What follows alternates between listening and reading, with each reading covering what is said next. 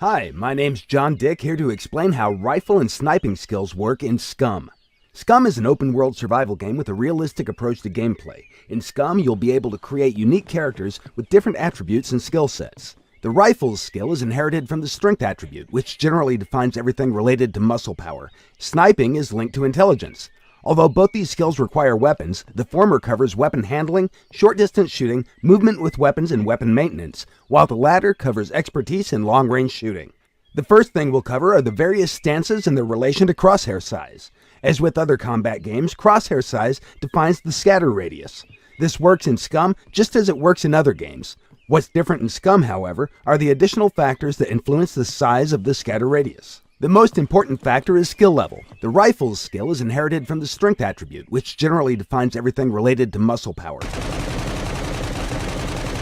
If you want to be a good rifleman, you simply invest points in strength. Higher strength means better recoil control. The caliber of the bullet also influences weapon recoil. Stamina is another factor. If the characters are exhausted, ill, wounded, or drugged, their ability to handle weapons will be reduced. The amount of stamina, overall body condition, and metabolism processes depend largely on the constitution attribute. This means that even though the rifle skill is linked to the strength attribute, it also depends on other body attributes. After all, human bodies are complex machines. Scatter radius is significantly reduced when the player aims down the sight. Previous factors still apply, but since the player holds the weapon firmly and aims down the sight, the recoil is reduced and shot groupings are tighter.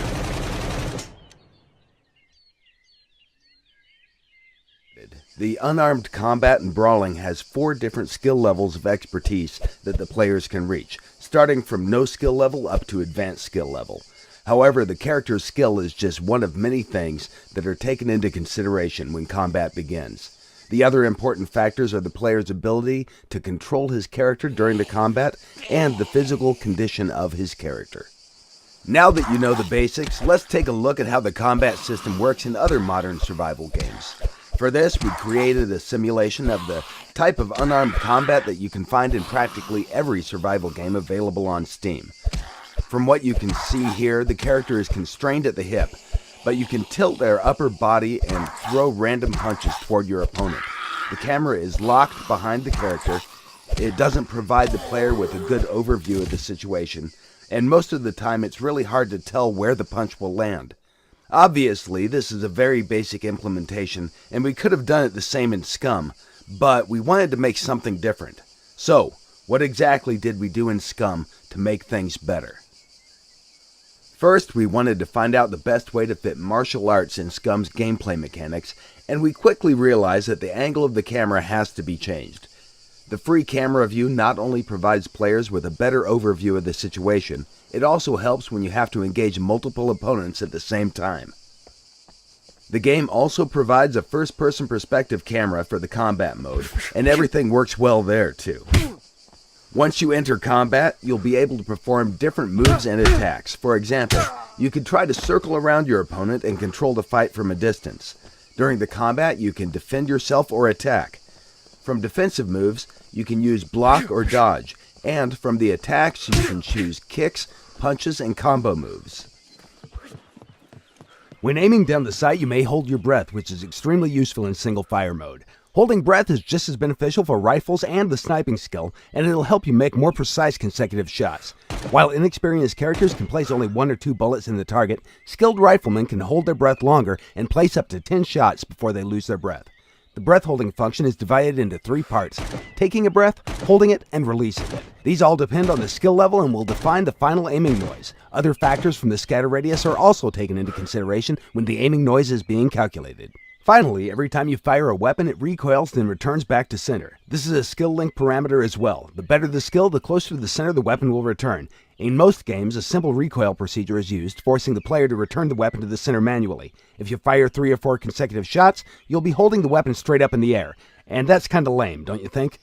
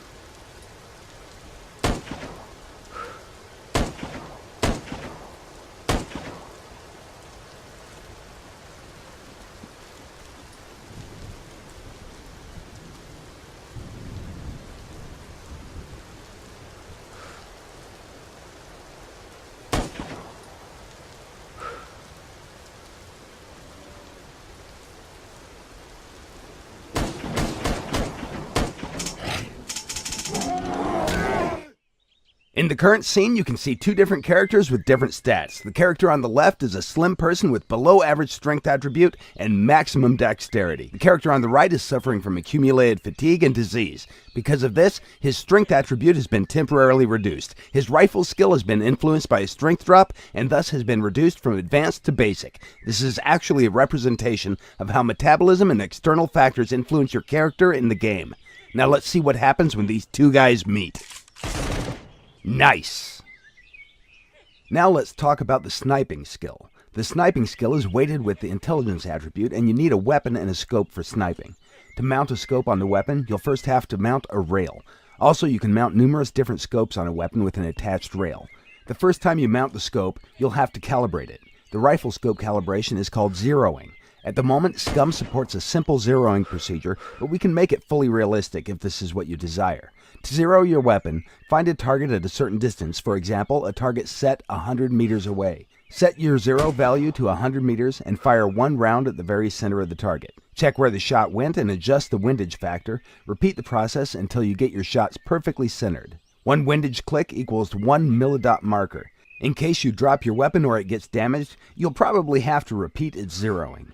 For the bullet trajectory, we use G1 ballistic formulas. In SCUM, the bullet's trajectory is influenced by caliber, ballistic coefficient, wind, temperature, humidity, air pressure, altitude, and, of course, gravity. Most of these values are on the left. Once you find your target, first you need to estimate all the mentioned parameters. By quickly pressing the control key, your character will start to calculate everything. This calculation will take a long time for an inexperienced character and will not provide you with precise results. We refer to this action as ranging a target. Once you determine the range, you can adjust zero value or aim at a specific chevron marker. The current scope is factory adjusted for SVD, but it can be used for all other weapons as well. However, chevrons will only work for SVD since they have been calibrated for SVD's standard ammunition. The SVD scope has a built-in rangefinder that enables you to quickly estimate a target's distance too. When you develop more skill, you'll be able to range targets faster and with more precision, which is crucial if you need to kill your target quickly. A skillful sniper will be able to engage more targets at different distances than an inexperienced one. Furthermore, the skill also defines how far the sniper can range targets. As you gather experience points, your character's sniping skill grows, and in time, your target ranging distances will improve. It's understandable that there's no such thing as an innate ability to determine the exact ranging values. The currently shown values are for testing purposes only. We can replace them with descriptions like low, medium, or high humidity, for example, or leave them as they are depending on what the community wants. In the future, temperature, humidity, and pressure will be linked to a survival skill and shown accordingly depending on the skill level. In the current example, the sniper engages multiple moving targets. The first two targets move at a walking pace, the second two move at a jogging speed, and the last one, set 1,000 meters away, moves at an average running speed. Please do notice that the sniper isn't even trying to hold his breath for the first few shots. As it's difficult to range moving targets set more than 600 meters away, it's smart to aim at the bottom of the target or to use a static object near the target to get the reading. A skillful sniper will be able to use milldots to hit targets moving at different distances. For the really distant targets, the player can use the windage knob adjustment to set up the aiming at a specific milldot. Take your time, breathe, you got this.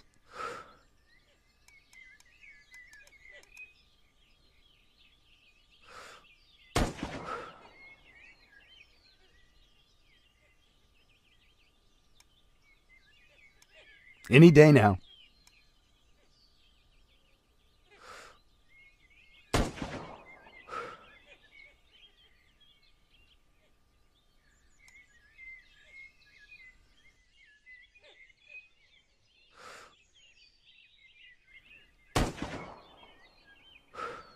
Nice shot.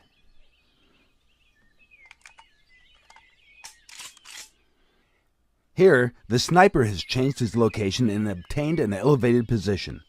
Higher positions provide snipers with a better overview of the situation. However, shooting from higher altitudes at the targets located below has an impact on the bullet's trajectories, especially when the air pressure changes depending on the altitude. This is mostly noticeable in the case of distant targets.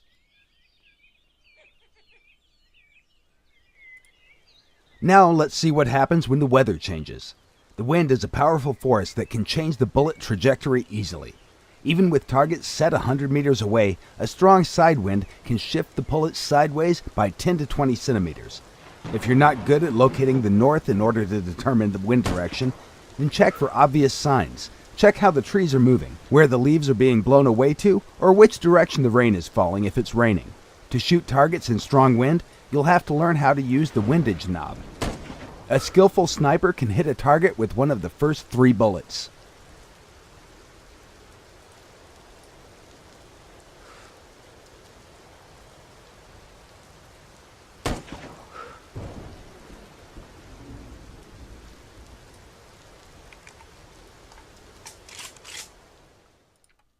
In this short clip, you can see different weapons using the same type of scope.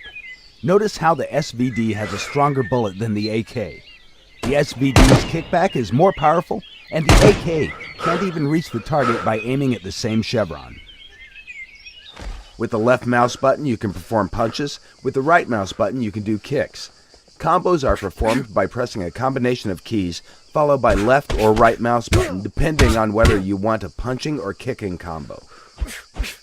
The skill level of your character will define types of moves your character will use during the combat. So, for example, he might do a simple jab or a cross.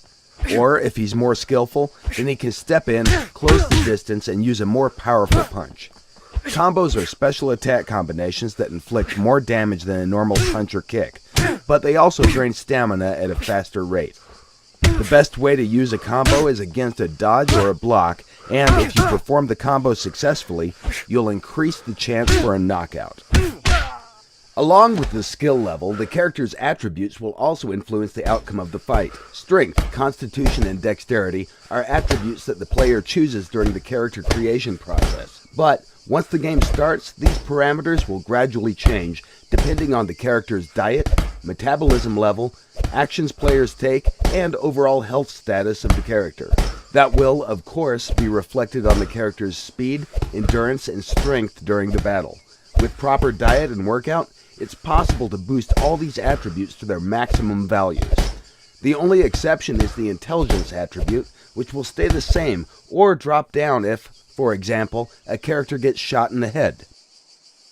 In the current presentation, you can see different skill levels and how they will be represented in the game. Our plan is to make different sets of animations for each skill level to allow players to visually recognize the skill levels of their foes. This is still a work in progress, and it will not be included in the early access version of the game.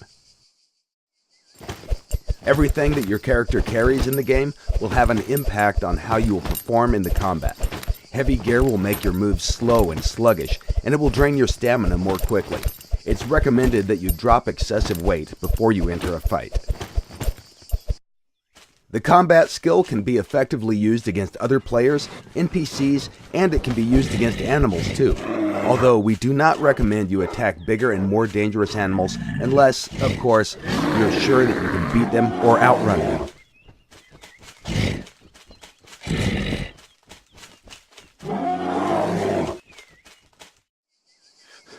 In short, these were the basics about SCUM unarmed combat skill, and everything you saw is still a work in progress. We aim for further optimization of the combat process to make it more fluid and enjoyable.